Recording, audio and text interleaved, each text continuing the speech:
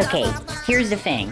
I was going to do a review of this game, and it was going to be nice. It was going to talk about the game, a nice game on the Wii, and I was going to have a good time with it, and it was all going to be good, dandy, and everything was going to be fine.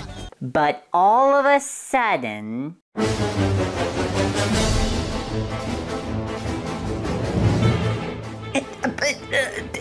How did this happen?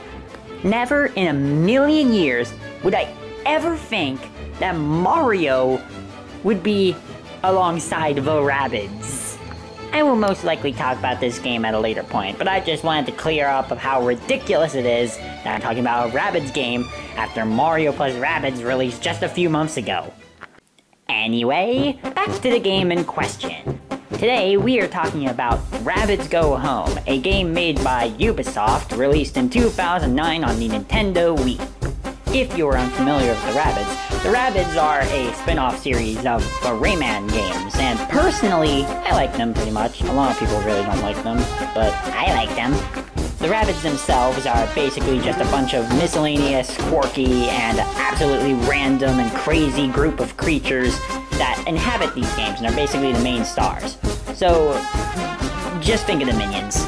Another thing I should probably add before going into this, I've never played a Rayman game.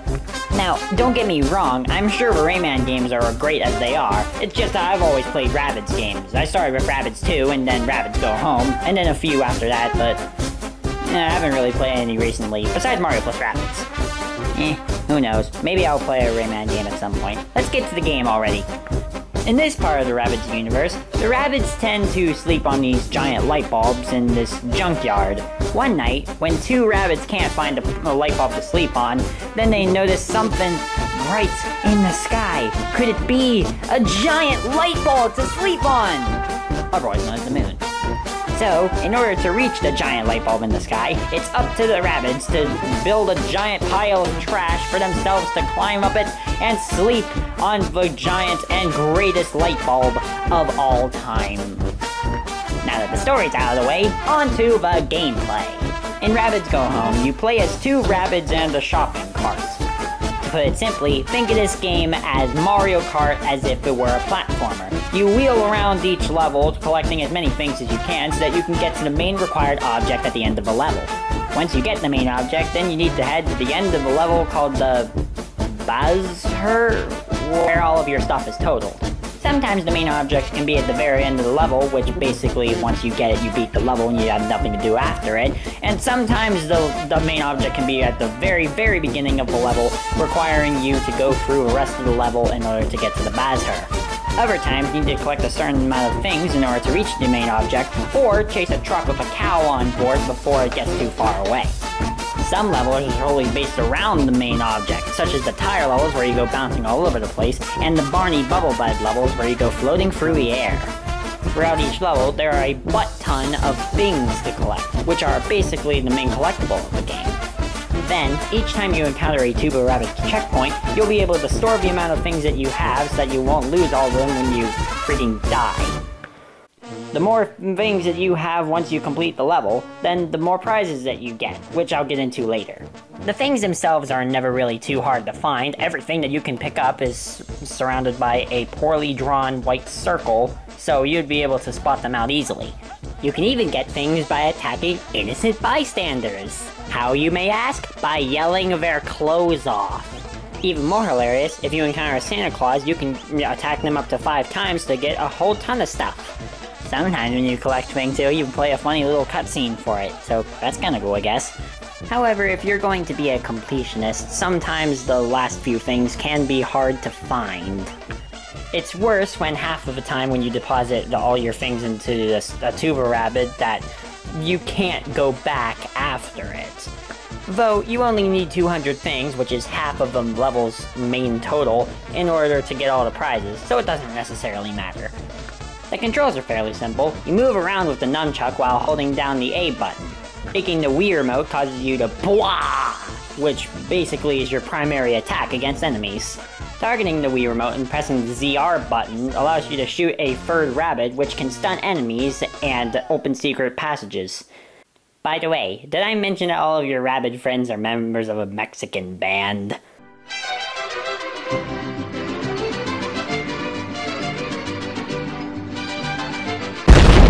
After beating World 1, then you'll gain the ability to skid, or drift, or whatever it's called.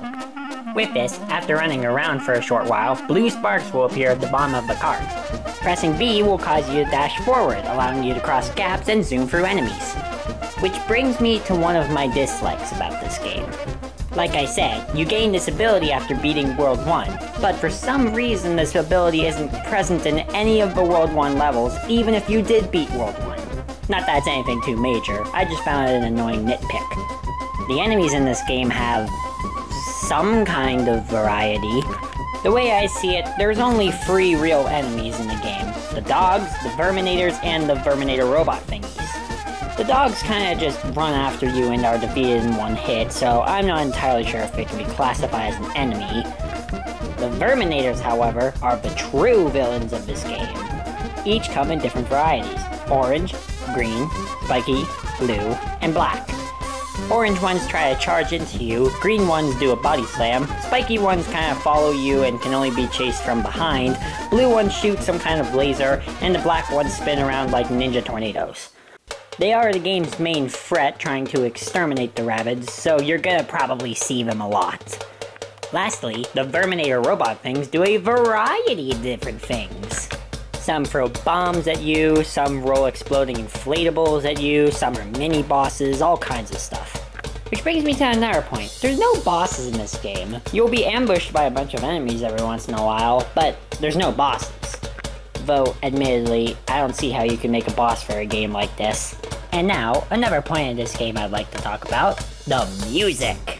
All of the music in Rabbids Go Home is performed by a Moldovan band, and it's majestic in my opinion. After all, this is the game where this song came from.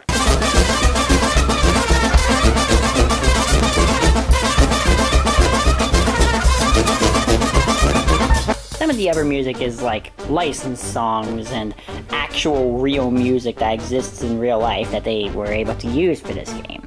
Most of the game's soundtrack is mainly trumpets, but it does incorporate some other instruments in there every once in a while. Rabbid in the Wii Remote is basically a separate game mode of the game, a pretty fun one might I add, where you get to mess around with your Wii Remote controls as if a Rabbid were in there. Personally, I find it really freaking hilarious. You can shake the Wii Remote and press the buttons to basically make the little guy fly all over the place. Throughout the main game, you can even unlock mini-games to play in here, such as playing music and even button memorization.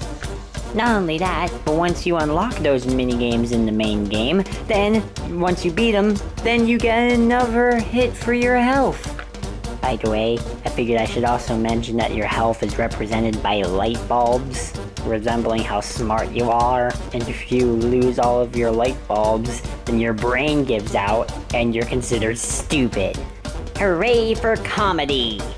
You can even customize the look of your Rabbid, which is really cool, might I add. And this is where the prizes come in. When you get prizes for collecting things, you unlock more customization options for the Rabbid you are playing as. Such as, like, new hats and new tattoos, etc. This is also the place where you can enter cheat codes to get even more customizable stuff, such as a Capri Sun costume that needed to be a thing. Well, that's my critique on Rabbids Go Home.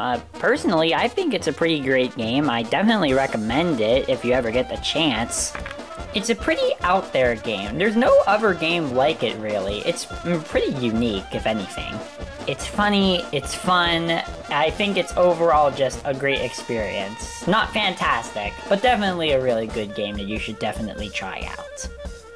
And who knows, maybe I'll cover Mario plus Rabbids Kingdom Battle at some point in the future.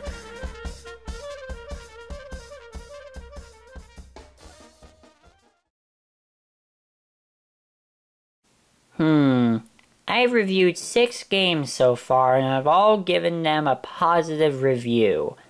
I should probably play a bad game now so I could balance the scales. But Which one? No. No. No. Anything but that. No. No!